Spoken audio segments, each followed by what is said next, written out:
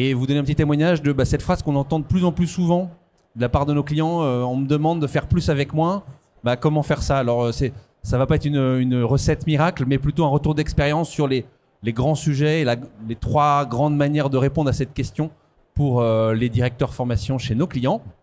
Mais peut-être vous dire d'abord un mot sur qui est 360 Learning. On est un leader du marché, vous nous connaissez peut-être, mais on a été fondé en 2013 sur la foi que le digital learning doit être quelque chose de collaboratif. Il y avait plutôt une ambiance dans ces années-là de pousser du contenu de manière assez descendante, et on ne retrouvait pas du tout dans les codes du digital learning bourgeonnant ce qui fait la réussite d'une session de cours en classe, où en fait il y a de l'interaction avec les apprenants, avec le tuteur, et c'est finalement comme ça qu'on apprend. Donc on s'est créé en 2013 sur la base de ce principe de collaborative learning en digital. Comment on peut mettre les collaborations au cœur de la formation digitale, dans la réaction entre les apprenants, avec le tuteur, celui qui crée le cours. Voilà le concept qu'on a lancé sur le marché il y a une dizaine d'années. Ça a plutôt bien marché, comme vous voyez. On a aujourd'hui 1700 clients. Je regarde le chiffre parce qu'il change régulièrement. 4,5 millions d'utilisateurs. Et puis on a fait une levée de fonds de 200 millions de dollars il y a 18 mois, qui était un gros événement pour nous. On adresse les plus grands noms du marché du CAC 40 comme les plus petites organisations. Voilà, notre suite logicielle est tout à fait modulaire de ce point de vue-là. Donc, si on veut marquer un peu le trait, on est dans une ambiance économique difficile, on le sait tous. Et j'ai envie de dire, il y a un petit peu un avant et un après, crise Covid, crise de récession. Et comment finalement on en faisait avant cette crise-là, en domaine de formation, on en faisait souvent plus que moins. D'un point de vue de relation avec les départements business dans les entreprises. Donc je ne parle pas de la ligne d'éducation, je parle des départements dans les business. Chez nos clients, on a souvent vu, et en général sur le marché, beaucoup d'équipes business aller en direct sans passer par l'équipe formation pour s'acheter des contenus, pour se prendre des prestations de développement de contenu de manière quasi compulsive. Nous, quand on déploie notre solution, je ne compte pas le nombre de fois où on rencontre sur le terrain, dans tel ou tel département, des réalités de formation qui échappent complètement au giron de la ligne formation et qui coûtent très cher. D'un point de vue de l'équipe formation elle-même, quand on arrive chez nos clients, en général, il y a une multiplicité d'outils. Je pense qu'il n'y a qu'à lever la tête et regarder ce salon. Il y a vraiment plein de solutions. Assez peu qui font finalement une suite continue de sujets. Il y a beaucoup de solutions qui font des petites parties du parcours et du process formation. C'est une multiplicité d'outils et puis du coup ça rend assez complexe la prise en main. Donc deuxième constat, une hétérogénéité d'outils sur le sujet formation. Et puis troisième constat, là si je me place plutôt dans les chaussures, dans les baskets de l'apprenant, qui est finalement notre client final à nous tous, professionnels de la formation. Et il y avait une tendance à la surcharge de contenu. On a plein de catalogues avec en général des tarifs qui sont quand même assez exorbitants, surtout si on les rapporte en fait au niveau de consommation de ces mêmes contenus. Et puis en général d'ailleurs des contenus qui sont intéressants mais qui sont assez décorrélés des besoins des apprenants dans leur métier de tous les jours. Et ça on peut dire que c'est la tendance que nous on a souvent vue chez nos clients un peu avant ce climat tendu économiquement. Ce qui fait qu'aujourd'hui, nos clients, et alors là, ça touche les grandes entreprises comme les plus petites, et tous ceux qui ont levé la main au début de ma question tout à l'heure, finalement, c'est bien, mais comment, dans ce nouveau contexte tendu économiquement, comment on peut faire dans la ligne formation plus avec moins de moyens? Donc, pas une équation hyper simple à résoudre. Et finalement, il y a un peu un nouveau paradigme orienté sur les coûts. Donc, on va dire, là, c'est la partie faire moins. Comment on fait moins avec moins de prestations externes, comment on va moins acheter sur le marché des prestations de contenu, de formation, comment on a moins d'outils et puis comment on a moins de contenu, ou en tout cas le contenu on l'amène de manière pertinente et au bon moment, quoi. Ça c'est la partie moins. Et la partie plus, je pense que tous les professionnels de formation dans la salle seront d'accord pour dire que la mission de la formation a toujours été de développer les compétences au sein de l'entreprise, mais en faire toujours plus de ce point de vue-là, c'est clairement ce qui est demandé, ce qui vous est demandé, ce qui est demandé à nos clients. Comment on peut continuer à la fois détecter quelles sont les compétences à développer. Donc ça, c'est une équation importante. Quels sont les profils qu'on a au sein de l'entreprise pour répondre à ces compétences dont on a besoin. Et finalement, quelles sont les ressources qu'on va mettre à disposition pour développer ces compétences. Donc vous voyez, faire moins d'outils, d'achat et de contenu et faire plus de focalisation sur le développement de la compétence, compétences qu'on a mieux repérées, profils qu'on a mieux mis à disposition et ressources pour développer ces compétences. C'est déjà le cas depuis un certain nombre d'années, mais on ne cesse d'entendre upskilling, reskilling à toutes les sauces, et ça a beaucoup de sens en même temps, puisque ça n'est pas en recrutant sur le marché qu'on va pouvoir facilement combler les manques de compétences ou les nouvelles compétences à développer au sein des organisations. Donc voilà un peu pour le constat. Là, comment on fait moins de tout ça et comment on fait plus de gestion des compétences. C'est évidemment des réalités qu'on a, nous, toujours entendues chez nos clients, mais là, de manière, je dirais depuis 18 mois, de manière très, très tranchante. C'est le témoignage que je peux vous faire. Alors, quelle est la recette que nous, on déploie chez 360 Learning auprès de nos clients pour résoudre cette équation faire plus avec moins? Et en résumé, on va vraiment s'axer sur 3 piliers, 3 concepts importants. Le premier sujet, comment je vais moins acheter à l'extérieur. La réponse que nous on pousse, c'est l'académie. Comment je fais une académie interne, je vais y revenir. Comment j'optimise les outils, là le sujet c'est vraiment comment j'ai une technologie, une suite technologique qui couvre suffisamment le parcours de l'apprenant pour qu'il n'y ait pas une multiplicité d'outils et que celle-ci soit bien intégrée. Et puis enfin, donc c'est ce qu'on va appeler le LMS. Et enfin, comment j'amène le bon contenu au bon moment. Là c'est ce qu'on appelle LXP, c'est-à-dire j'assure la bonne expérience apprenant en vue de l'acquisition de la compétence. Donc si je zoome un instant sur chacun de ces trois piliers, celui-là, je pense qu'on n'a pas inventé chez 360 Learning le terme d'académie, hein, bien sûr. C'est une réalité des directions formation ou du métier de la formation que de créer des académies en interne au sein de nos clients. Mais je dirais que la manière différente et nouvelle que nous on propose prend encore plus de sens dans ce contexte tendu.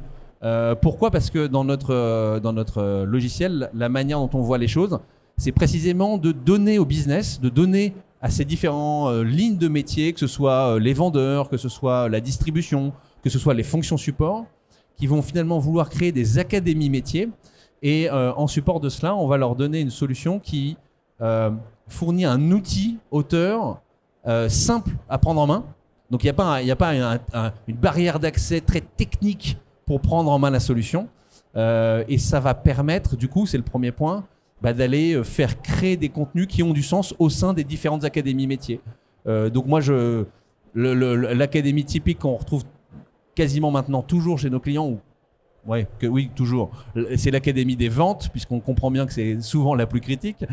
Cette académie des ventes, on voit à quel point le modèle où on va chercher de la compétence et de l'achat de prestations à l'extérieur est un peu désuet, et c'est finalement les meilleurs vendeurs qui sont les meilleurs contributeurs pour faire grandir tout le département des ventes sur le sujet. Donc comment on l'identifie, cette personne?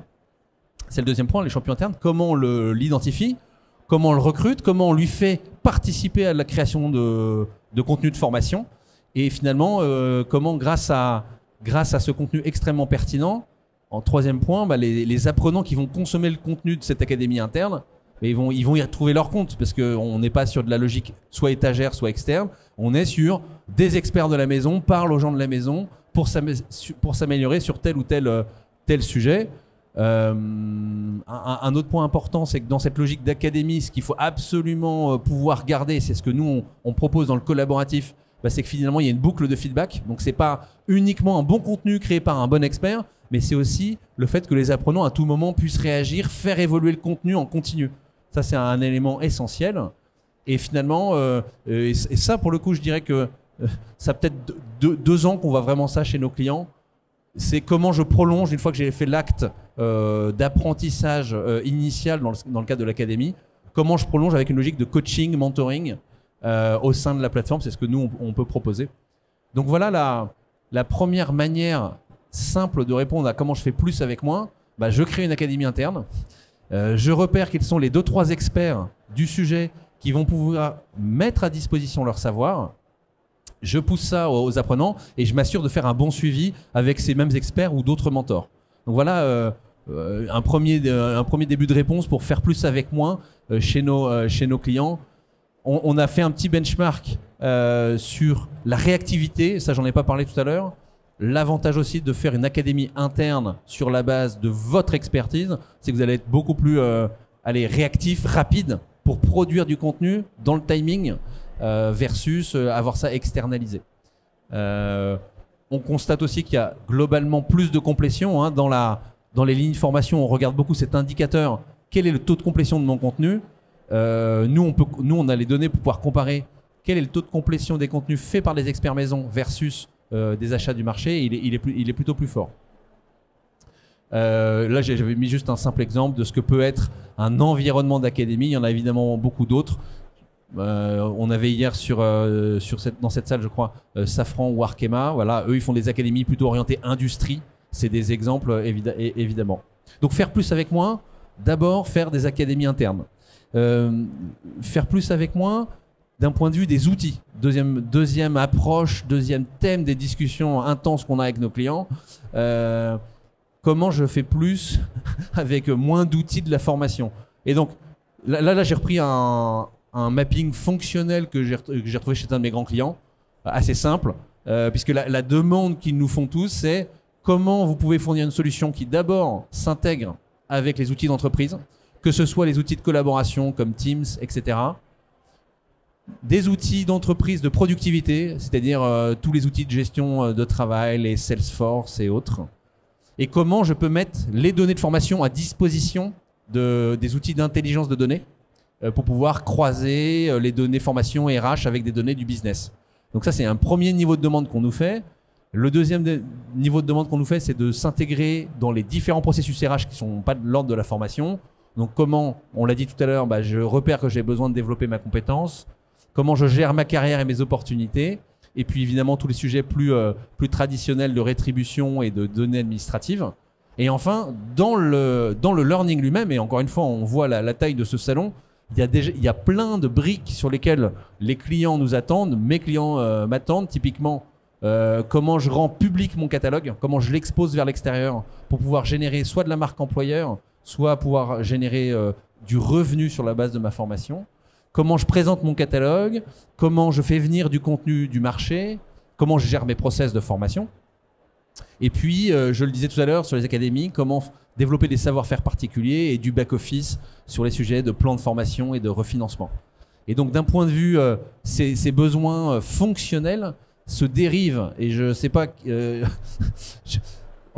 moi qui suis dans le marché depuis une quinzaine d'années, ces acronymes ne cessent de changer de signification et de sens. Mais globalement, si on veut faire le lien entre ces catégories métiers et les catégories des outils, on parle souvent d'Extended Enterprise pour s'exposer sur l'extérieur, de l'XP pour avoir une belle vue apprenante, un LMS pour gérer les process, pourquoi pas un TMS pour gérer le back-office, pourquoi pas un outil pour gérer les académies.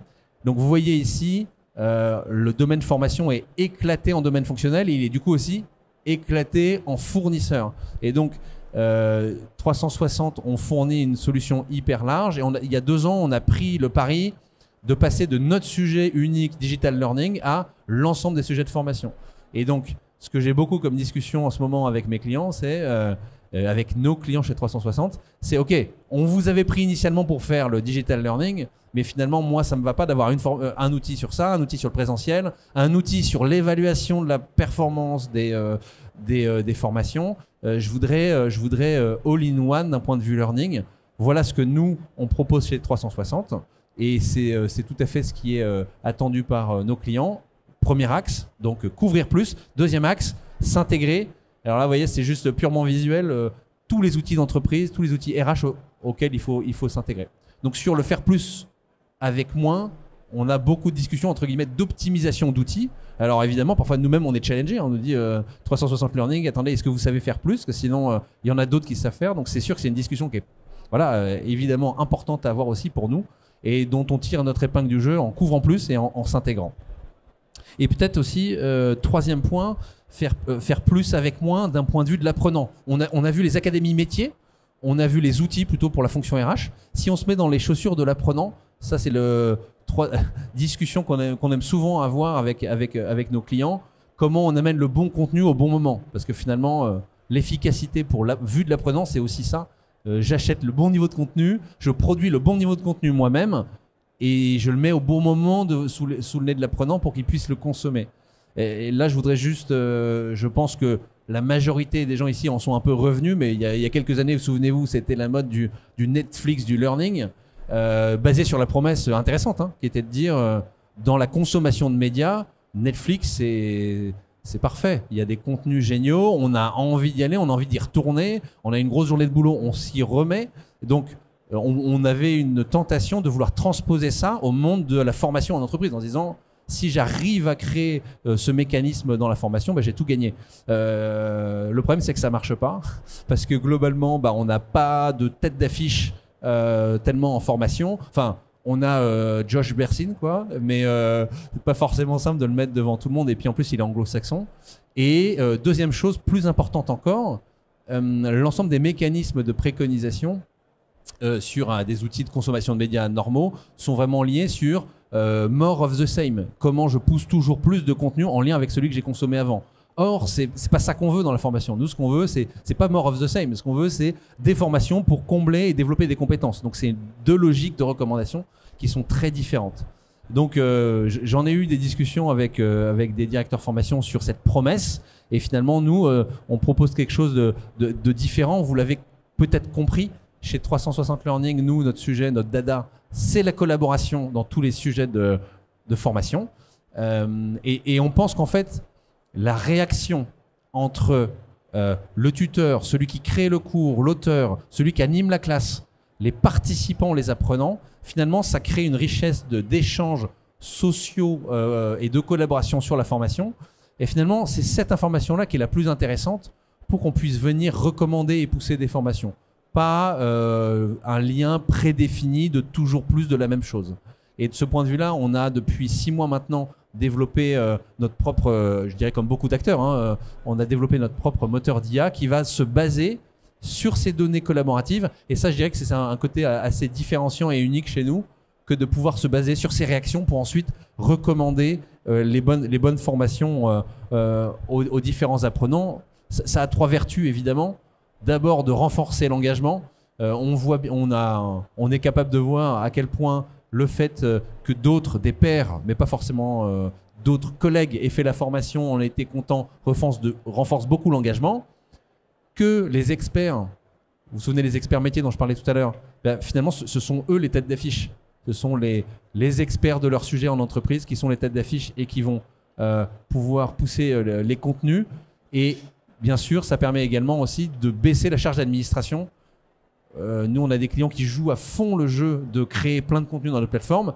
Ils terminent avec des milliers de contenus. Donc, le fait de pouvoir les agencer et les proposer de manière automatisée et pertinente aux apprenants est un enjeu essentiel pour qu'il n'y ait pas trop de charge d'administration.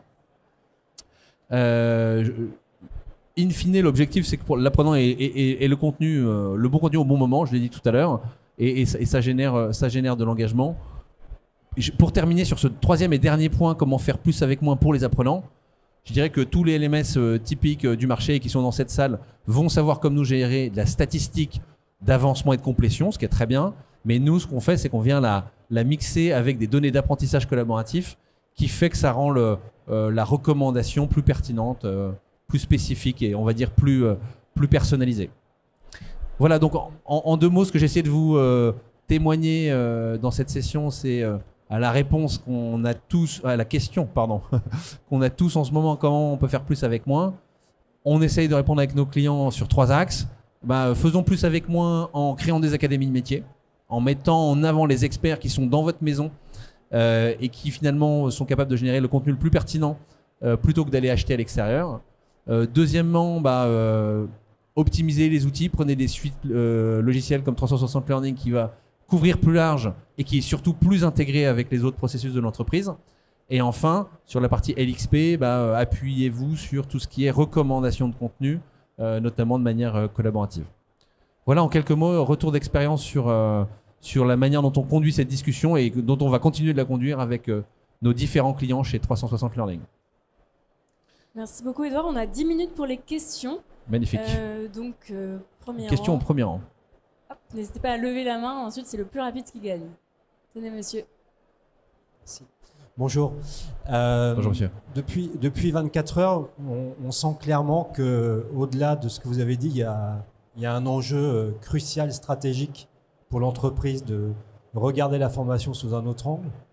Et au-delà des dispositifs technologiques, est-ce qu'aujourd'hui vous sentez clairement qu'on sort d'une vision, j'ai envie de dire, un peu silo de la formation, c'est-à-dire que les commerciaux le directeur commercial appelle pour des besoins pour ses équipes, le service client aussi, mais est-ce qu'aujourd'hui vous sentez qu'il y a une volonté stratégique de mettre les choses en cohérence, et si on va proposer de la formation à un département, on la regarde aussi par rapport à l'impact sur les autres départements et on essaye de raisonner en écosystème? Alors, deux choses pour aller dans le sens de ce que vous dites. La première, c'est que on est de plus en plus challengé et poussé du côté des responsables de formation chez nos clients sur l'impact directement sur l'acquisition de la connaissance. Donc pas simplement l'acte de formation continue, mais l'ensemble de la boucle d'acquisition de la compétence. Et pour ce faire, et pour répondre à votre question plus précisément, on a clairement de plus en plus de modalités agiles de développement des contenus dans les différents départements. Par ça, j'entends que oui, il y a des équipes de plus en plus pluridisciplinaires avec une personne de la ligne formation, une personne de la ligne métier, une personne de la fonction support qui vont se mettre en squad produit pour créer un contenu qui a du sens. Donc ça va dans ce sens-là. Je dirais pas que c'est absolument majeur, c'est plutôt voilà, une tendance. C'est pas encore généralisé, je dirais, chez nos clients. Est-ce que vous avez un exemple? Oui, alors par exemple, on a un acteur tout à fait de la tech qui s'appelle Murex, qui est une boîte de 2000 personnes et qui est justement un très grand métier d'expertise puisqu'il génère des produits et des solutions sur le métier du back-office de la banque, donc hyper expert. Et eux ont créé des équipes de ce qu'ils appellent des producers et ils se mettent en squad produit en fait avec les différents départements de l'entreprise pour créer des contenus qui vont pouvoir rayonner sur l'ensemble du public. Merci beaucoup. Une autre question pour Edouard? Non? Oui, avec le micro, je pense, oui. Oui, je vous en prie. Oui. Oui, monsieur. Ça ne se met pas en concurrence avec des gens comme XOS et ainsi de suite? Et par rapport à Slack, vous intégrez Slack apparemment dans votre solution. Est-ce que ce n'est pas quelque chose en plus que vous pouvez déjà faire avec Slack depuis des années? Quels sont les avantages par rapport à ce qui existe? Oui, alors par rapport en concurrence avec Zeus qui ferait par exemple de la production de contenu, on ne se met pas du tout en opposition. On pense que, j'ai un peu marqué le trait tout à l'heure pour dire, il y a les offreurs de solutions standards et ça coûte cher et c'est pas forcément impactant pour le quotidien des collaborateurs. Pour autant, mettons un peu de nuance, dans un catalogue, il est bon d'avoir des contenus sur étagère qui sont plutôt pour le développement des soft skills. Il n'y a pas besoin de réinventer toujours la poudre sur la formation en anglais ou la formation à PowerPoint. Et deuxième chose, typiquement, Xos, c'est un de nos partenaires qui va venir pouvoir proposer des contenus et développer à façon des contenus spécifiques pour des clients. Donc, je dirais que sur ce sujet-là, on n'est pas en opposition, on est plutôt en partenariat. Quand on les fait venir chez nos clients, c'est pour qu'ils se mettent dans le modèle où ils vont travailler avec des experts de la maison. Donc ça reste aligné sur notre philosophie. Le but du jeu n'est pas d'arriver avec un catalogue préétabli, mais de se mettre en binôme avec quelqu'un du métier qui a l'expertise. Et c'est dans ce modèle-là qu'on travaille avec ces partenaires-là. Et votre deuxième question, c'était quelle est la différence avec Slack? Alors, nous, on a une intégration avec Slack qui permet de pousser dans les channels Slack finalement des notifications sur ce qui passe dans 360 Learning. Slack, je ne suis pas un expert, mais pour moi, c'est plutôt un réseau d'échange purement. C'est pas là où on a du contenu pour apprendre. Et donc, c'est ça la grande différence. Nous, on va proposer des contenus pour apprendre, pour acquérir de la compétence. Et Slack est souvent complémentaire pour avoir des échanges au fil de l'eau sur des thématiques. C'est dans ce sens-là qu'on a fait une intégration de produit à produit. Donc on se voit bien comme complémentaire. Nous, on fait l'acte de développement, d'apprentissage, de développement de la compétence. Slack va plutôt être là pour l'opérationnel, les échanges quotidiens. Ça répond à votre question?